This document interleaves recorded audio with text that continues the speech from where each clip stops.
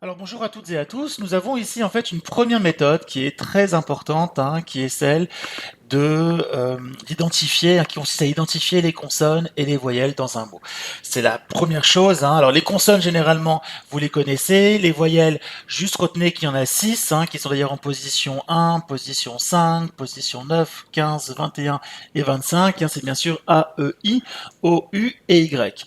Donc il y a beaucoup de questions dans les différents tests que vous passez, le score et le message, le tâche-mage, le tâche 2, les différents tests que l'on peut être amené à passer pour des concours post-bac par exemple, où on va avoir besoin justement d'identifier en fait des séries avec justement un nombre de consonnes, un nombre de voyelles, voire des positions.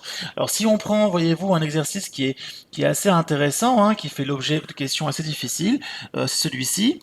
Voyez-vous, j'ai le mot achat ici, où en fait les consonnes sont ici, le C, le H et le T. On remarque effectivement qu'elles sont en position de 3 et 5 dans le mot, d'où d'ailleurs le 235 qui est là, qui fait que effectivement je remarque que mes consonnes sont en position, on a dit 2, 3 et 5.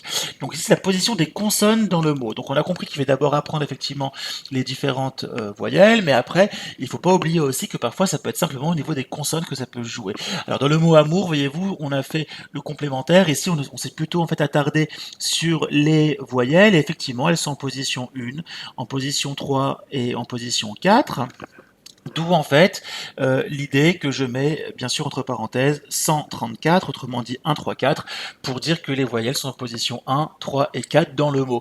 Donc vraiment soyez attentifs, c'est une méthode évidemment assez basique, très importante, mais qui a le mérite quand même d'être très efficace et surtout de ne pas vous faire oublier que parfois ça peut vraiment se limiter à ça, consonnes et voyelles.